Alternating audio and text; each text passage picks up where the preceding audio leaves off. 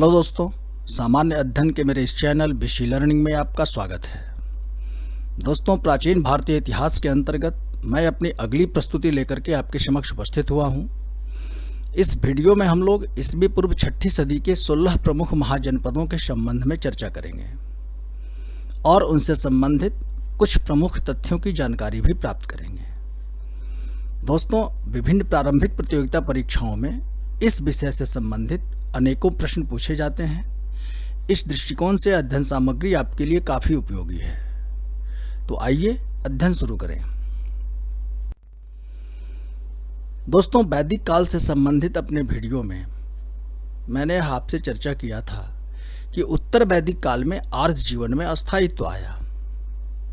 तो आर्य जीवन में अस्थायित्व आने से आर्थिक गतिविधियों का विकास हुआ। सबसे पहले कृषि का विकास हुआ और कृषि क्षेत्र में अतिशेष उत्पादन के कारण विभिन्न व्यवसायों का विकास हुआ, व्यापारिक विकास हुआ। तो उत्तर वैदिक काल में आर्थिक गतिविधियों का विकास हुआ और आर्थिक गतिविधियां बहुमुखी हो गई।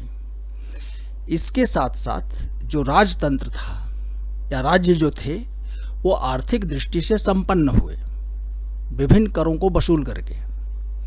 तो इस क्रम में जन से जनपद, जनपद से महाजनपद और साम्राज्य बनने की प्रक्रिया प्रारंभ हो गई थी। और ईस्वी पूर्व 6ठी सदी आते आते कई जनपदों एवं महाजनपदों का उदय हो चुका था।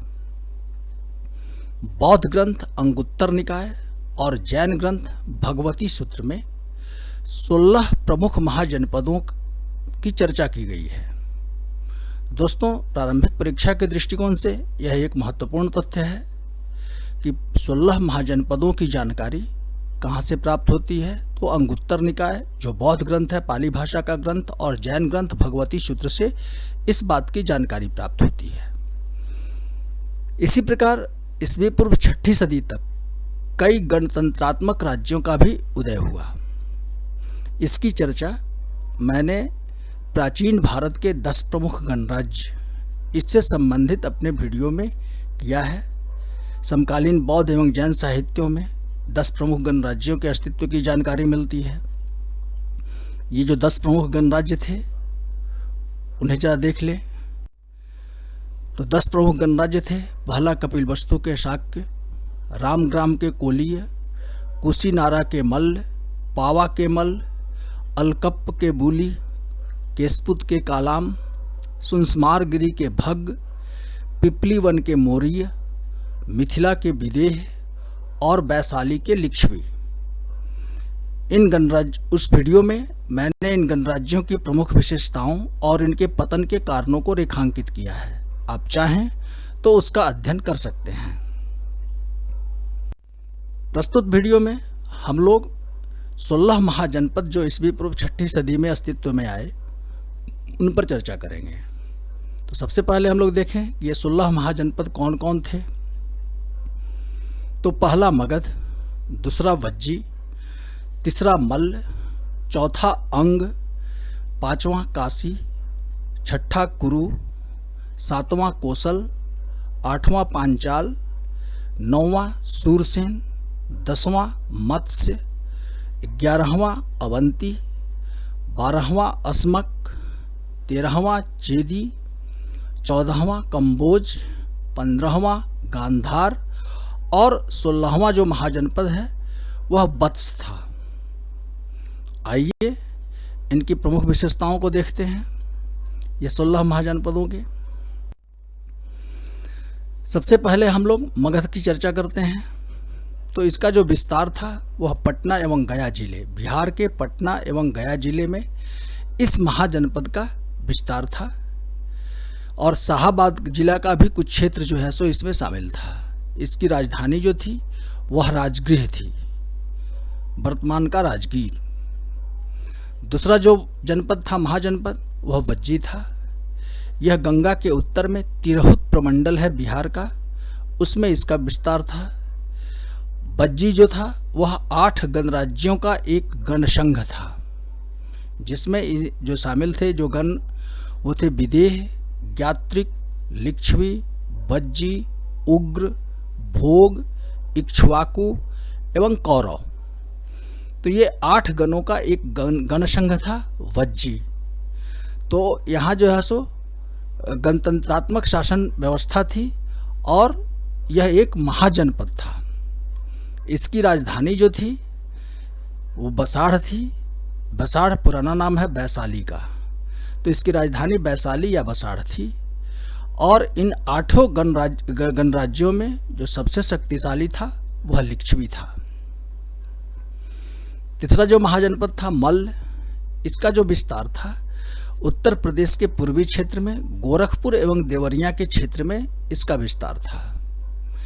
इसकी सीमा दक्षिण में वज्जी एवं कोसल महाजनपद से मिलती थी। यह भी एक गणराज्य था। इसकी राजधानी कुशीनारा थी।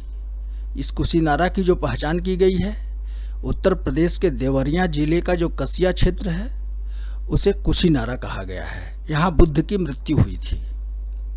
तो मल्ल भी जो था एक गणराज्य था, लेकिन इसकी गणना भी 16 महाजनपदों में की गई है। तो वज्जी और मल्ल ये 2 गणराज्य थे या गणतंत्रात्मक शासन व्यवस्था के अंतर्गत थे और इनकी गणना महाजनपदों के रूप में की गई है। आगे बढ़ें।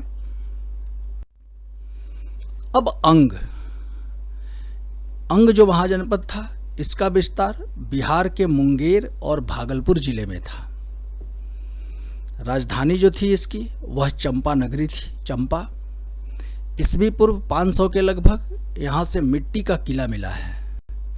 बाद में मगध ने इस पर अधिकार कर लिया और अंग महाजनपद जो था वह मगध में उसका विलय हो गया।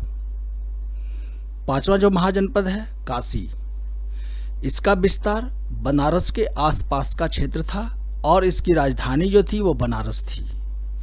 दोस्तों, बनारस जो है वरुणा और 80 नदियों के संगम पर स्थित है, इसीलिए इसको वाराणसी कहा गया है। यह भी प्रारंभिक परीक्षाओं के दृष्टिकोण से महत्वपूर्ण तथ्य है। कालांतर में कोसल महाजनपद ने इस पर अधिकार कर लिया था काशी पर।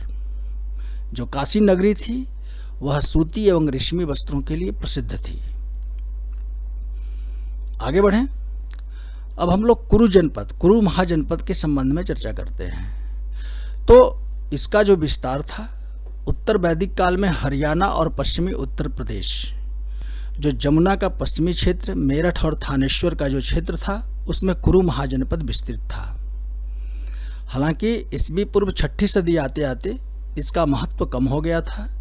इस कुरु जनपद की जो राजधानी थी वह इंद्रप्रस्थ थी और बाद में कालांतर में कुरुजनों ने ही, कुरु के निवासियों ने ही वत्स जनपद को बसाया था। आगे बढ़ते हैं।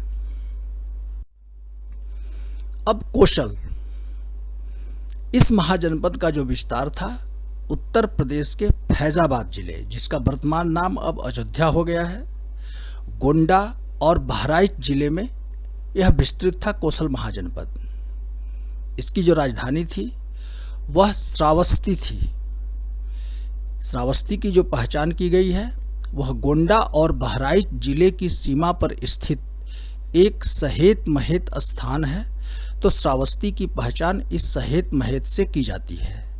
दोस्तों, प्रारंभिक परीक्षाओं में यह प्रश्न अक्सर पूछा जाता है, तो आप ये ऐसे ध्यान से देख लें कि वर्तमान गोंडा और बहराइच जिले की सीमा पर जो सहेत महेत स्थल स्थित है वही प्राचीन श्रावस्ती थी।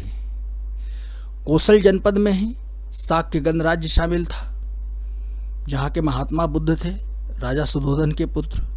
शाक्य गणराज्य की जो राजधानी थी वो कपिलवस्तु थी और कपिलवस्तु की जो पहचान की गई है वह बस्ती जिले के पिपरहवा नामक स्थान से इसकी पहचान की जाती है, कपिलवस्तु की।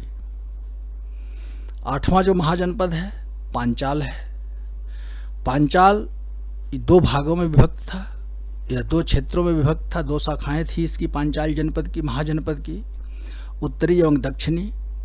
उत्तरी पांचाल की जो राजधानी थी वह अहिछत्र थी और दक्षिण पांचाल की जो राजधानी थी वह काम्पिल्य थी। यह भी महत्वपूर्ण तथ्य है। राजनीतिक दृष्टि से यह महत्वपूर्ण नहीं रह गए थे ईस्वी पूर्व 6ठी सदी तक, द्रौपदी जो थी, पांडवों की जो पत्नी थी द्रौपदी, इसी पांचाल महाजनपद की वो राजकुमारी थी। आगे बढ़ें।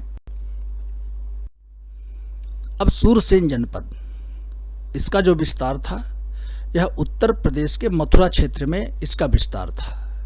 इसकी राजधानी भी मथुरा थी। 10वां जो महाजनपद है वह मत्स्य जनपद महाजनपद है। इसका विस्तार जो है राजस्थान के अलवर, भरतपुर और जयपुर के क्षेत्र में था। मत्स्य जनपद की जो राजधानी थी वह विराटनगर थी। महाभारत काल में पांडवों ने जो अपना अज्ञातवास व्यतीत किया था, इसी मत्स्य जनपद में उन्होंने अपना अज्ञातवास बिताया था, जुए में हारने के बाद दुर्योधन के शर्त के अनुसार। आगे बढ़ें। अवंती, यह 11वां महाजनपद है। इसका विस्तार मध्य प्रदेश के मालवा क्षेत्र में था। इसके भी 2 भाग थे अवंती के, उत्तरी एवं दक्षिणी मालवा। उत्तरी जो मालवा की राजधानी थी वह उज्जैन थी, जबकि दक्षिणी मालवा की राजधानी महिष्मती थी। उज्जैन इस काल में लौह प्रौद्योगिकी के क्षेत्र में काफी विकसित अवस्था में था। उज्जैन और महिष्मती के बीच शिप्रा नदी बहती थी।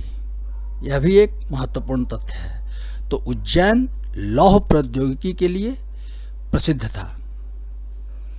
आगे बढ़ें। अब अस्मक महाजनपद का जो विस्तार था वह नर्मदा एवं गोदावरी नदियों के बीच के क्षेत्र में गोदावरी नदी तट पर विस्तृत था। तो अस्मक जो महाजनपद था गोदावरी नदी तट पर स्थित था और दक्षिण भारत का एकमात्र महाजनपद अस्मक है। इसकी जो राजधानी थी पाटन थी। इसे आप ध्यान से देख लें कि दक्षिण भारत का एकमात्र महाजनपद अस्मक था। इसी प्रकार चेदी महाजनपद, इसका विस्तार उत्तर प्रदेश एवं मध्य प्रदेश के बुंदेलखंड के इलाके में विस्तृत था। चेदी महाजनपद, ये बुंदेलखंड उत्तर प्रदेश और मध्य प्रदेश दोनों ही राज्यों में विस्तृत है और इसी में चेदी महाजनपद का विस्तार था। बुंदेलखंड का प्राचीन नाम जेजाभुक्ति था और इसकी राजधानी जो थी वो शक्तिमती थी। यह भी एक महत्वपूर्ण तथ्य है। 14वां जो महाजनपद है कंबोज, इसका जो विस्तार था अफगानिस्तान के बदख्शां क्षेत्र में यह विस्तृत था। अफगानिस्तान में इसकी जो राजधानी थी वह हाटक या राजपुर थी और कंबोज महाजनपद जो था वह अपने घोड़ों के लिए काफ़ी प्रसिद्ध था। कंबोज महाजनपद के घोड़े काफ़ी मशहूर थे। यह भी एक महत्वपूर्ण तथ्य है। 15वां जो महाजनपद है वह गांधार था। इसका जो विस्तार था पाकिस्तान के पश्चिमी क्षेत्र और अफगानिस्तान के पूर्वी क्षेत्र में यह गांधार महाजनपद विस्तृत था और इसकी राजधानी जो थी वह तक्षशिला थी। आगे बढ़ें। अब 16वां जो महाजनपद है वत्स, इसका जो विस्तार था उत्तर प्रदेश के इलाहाबाद और मिर्जापुर क्षेत्र में जो विस्तृत था। इलाहाबाद और मिर्जापुर क्षेत्र में वत्स महाजनपद का विस्तार था और इसकी राजधानी जो थी वह कौशाम्बी थी। तो ये ईस्वी पूर्व 6ठी सदी के 16 प्रमुख महाजनपद हैं। आगे अब बढ़ते हैं कि इन महाजनपदों से संबंधित कुछ अन्य प्रमुख तथ्यों पर जो है सो हम लोग विचार करें। तो इन 16 महाजनपदों में 2 महाजनपद गणतंत्रात्मक शासन व्यवस्था के थे। पहला बज्जी महाजनपद और दूसरा मल्ल। ये बज्जी और मल्ल इन दोनों में गणतंत्रात्मक शासन व्यवस्था थी और जो शेष 14 जो महाजनपद थे उनमें जो है सो राजतंत्रात्मक व्यवस्था लागू थी। दूसरा कि 4 महाजनपद काफ़ी शक्तिशाली थे। मगध, अवंती, कोशल और वत्स। मगध साम्राज्य से संबंधित अपने वीडियो में इनसे संबंधित कुछ प्रमुख तथ्यों को मैं आपके समक्ष प्रस्तुत करूंगा। तो ये 4 महाजनपद काफ़ी शक्तिशाली थे, मगध, अवंती, कौशल और वत्स। जैसा कि हम लोगों ने पहले चर्चा किया कि दक्षिण भारत का एकमात्र महाजनपद अस्मक था। चौथा महत्वपूर्ण तथ्य है कि विश्व का पहला गणतंत्र कहाँ स्थापित हुआ था। अक्सर परीक्षाओं में यह प्रश्न पूछा जाता है। तो विश्व का पहला गणतंत्र जो था वह वैशाली में स्थापित हुआ था, जो लिच्छवियों की राजधानी थी। आगे बढ़ें। अब महाभारत और पुराणों में अंग की राजधानी चंपा का पुराना नाम मालिनी मिलता है। तो अंग की राजधानी जो चंपा नगरी थी उसे पुराणों में मालिनी कहा गया है, महाभारत में भी इसे मालिनी कहा गया है। एक अन्य महत्वपूर्ण तथ्य है कि कठ गणराज्य जो था एक पंजाब क्षेत्र में, इसमें सती प्रथा प्रचलित थी। सिकंदर के आक्रमण के समय कठों और सीवी गणराज्य के निवासियों ने सिकंदर की सेना को काफ़ी नुकसान पहुंचाया था। तो कठ गणराज्य जो था उसमें सती प्रथा प्रचलित थी। यह एक महत्वपूर्ण तथ्य है। अब श्लाका ग्राहक एक अधिकारी था। तो गणराज्यों का यह अधिकारी था। गणराज्यों में मतदान अधिकारी को श्लाका ग्राहक कहा गया है। इसी प्रकार संथागार, तो संथागार जो था वह गणराज्यों की सभा कहलाती थी, जहां वाद विवाद होते थे, न्याय निर्णयन होता था किसी विषय पर। अंग और मगध के निवासियों को व्रात्य कहा गया है। व्रात्य जो वैदिक धर्म या संस्कृति को जो नहीं मानते हैं उन्हें व्रात्य कहा जाता है। तो अंग और मगध के जो निवासी थे वह व्रात्य थे, और जो इनके शासक थे वो व्रात्य क्षत्रिय थे। इसकी भी चर्चा हम लोग मगध के उदय से संबंधित जो मेरी अध्ययन सामग्री है उसमें हम लोग करेंगे। अंग और मगध का उल्लेख अथर्ववेद में मिलता है। एक अन्य महत्वपूर्ण तथ्य है कि कोली और शाक्य गणराज्यों के बीच एक नदी बहती थी, रोहिणी। तो कोली और शाक्य गणराज्यों में रोहिणी नदी के जल बंटवारे को लेकर के काफ़ी विवाद था। तो दोस्तों, बुद्धकालीन या ईस्वी पूर्व 6ठी सदी के 16 प्रमुख गणराज्यों के संबंध में ये कुछ प्रमुख तथ्य हैं जो प्रारंभिक परीक्षाओं के दृष्टिकोण से काफ़ी महत्वपूर्ण है। और हमें उम्मीद है कि इस अध्ययन सामग्री का उपयोग करते हुए आप उन प्रश्नों का आसानी से उत्तर दे सकते हैं। तो इन 16 महाजनपदों में से मगध सबसे अधिक विस्तारवादी साबित हुआ। और मगध का उदय किस प्रकार हुआ और इसकी सफलता के क्या कारण थे, इससे संबंधित मैं अपनी अगली प्रस्तुति शीघ्र ही आपके समक्ष प्रस्तुत करूंगा। इस वीडियो में बस इतना ही। दोस्तों, यदि मेरी यह प्रस्तुति आपको उपयोगी लगी है तो इसे लाइक अवश्य करें, और साथ ही साथ यदि अभी तक आपने मेरे इस चैनल को सब्सक्राइब नहीं किया है तो इसे सब्सक्राइब भी जरूर करें। धन्यवाद।